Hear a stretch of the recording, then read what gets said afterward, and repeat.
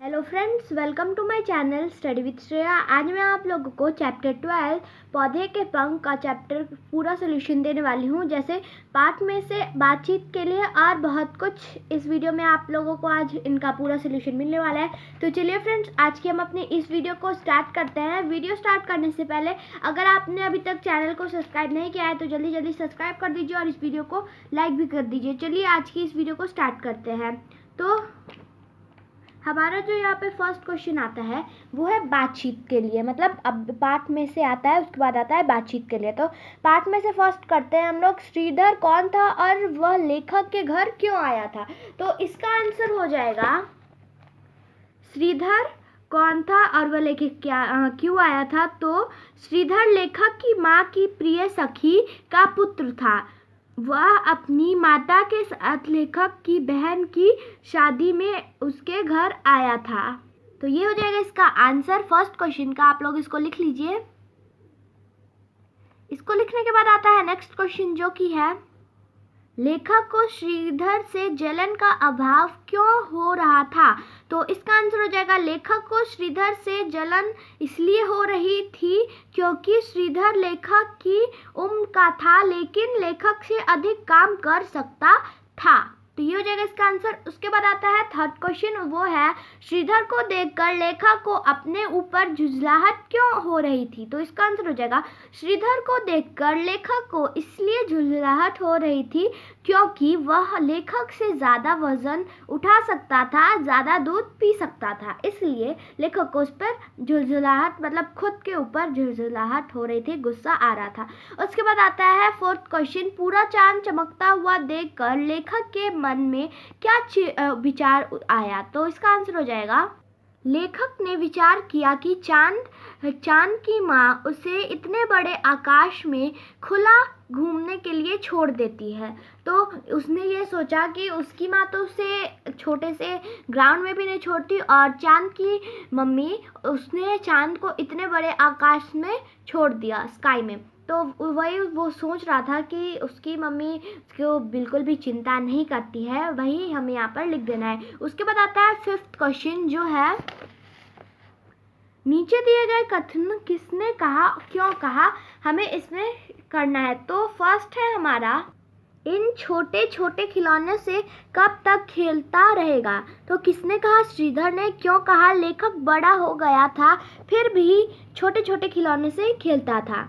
उसके बाद आता है मेरा इकलौता पोता है, मेरा इकलौता राजकुमार है। किसने कहा, तो उसकी दादी ने कहा। और क्यों कहा, तो उसने ऐसा इसलिए कहा क्योंकि वो उसका इकलौता पोता था और इकलौता राजकुमार था, मतलब सबसे प्यारा था उसके लिए घर में, इसलिए वो उसको कहीं निकलने नहीं देती थी। तो वही आप लोगों को यहाँ पर लिख देना है।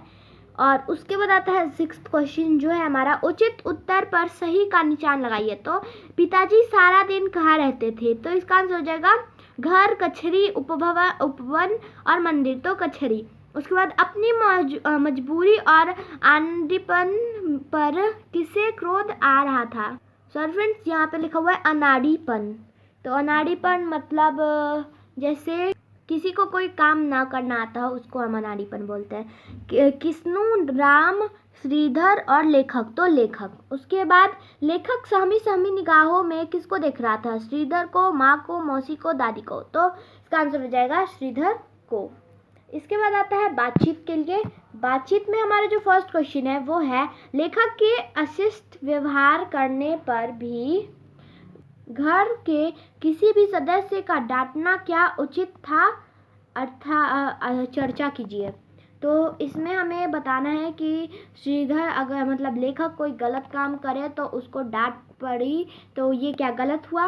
तो इसका आंसर हो जाएगा लेखक, मेरे विचार से यह उचित नहीं है क्योंकि बच्चे के गलत व्यवहार पर यदि उन्हें न डांटा जाए तो वे और बिगड़ जाएंगे।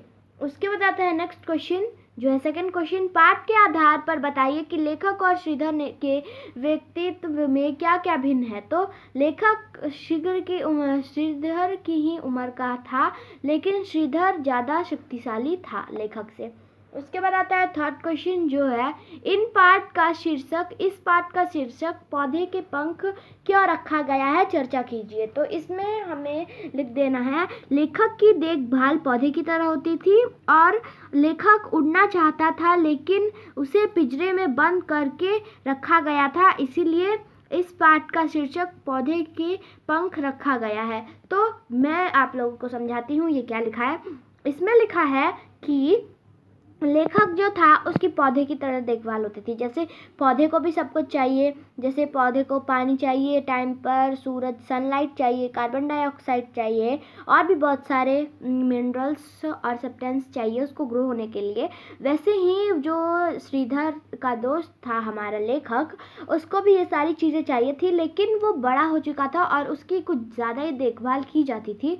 जैसे एक पेड़ बड़ा हो जाता है तो उसको फिर अगर वो ट्री बन जाता है तो उसको अगर पानी ना दे, कुछ भी ना करे, लेकिन फिर भी वो उतना ही बड़ा होता है। वैसे ही श्रीधर था, वो भी बड़ा हो चुका था लेकिन वो खुद अपनी देखभाल कर सकता था, लेकिन उसकी माँ और उसकी दादी उसका बहुत ज़्यादा देखभाल करती थी। और वो उड़ना चाहता था, खेलना चाहता था, उड़ने का मतलब है यहाँ खेलना चाहता था, बाकी सारे काम करना चाहता था, लेकिन उसकी दादी और उसकी माँ उसको हमेशा घर में बंद करके रखती थी। तो इसलिए इस चैप्टर का नाम पौधे के पंख है। उसके बाद आता है फिफ्थ क्वेश्चन जो है, लेखक को दूसरे बच्चों के साथ खेलने व बात करने क्यों नहीं दिया जाता था।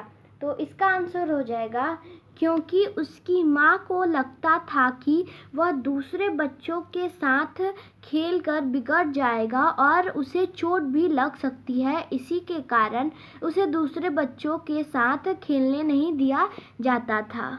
तो उसकी माँ को लगता था कि वह दूसरों के बच्चों के साथ रह के बिगड़ जाएगा और उसको अगर वह खेलते खेलते कभी गिर गया या फिर कुछ हो गया, चोट वोट लग गई, तो इसी की वजह से उसको वो खेलने नहीं जाने दिया करती थी और ना ही किसी से बात करने दिया करती थी। तो फ्रेंड्स, ये था मेरा आज का वीडियो। अगर ये वीडियो आप लोगों को पसंद आया हो तो प्लीज़ अगर चैनल पे नए हैं तो सब्सक्राइब कर दीजिए और इस वीडियो को लाइक भी कर दीजिए। Thanks for watching and keep watching.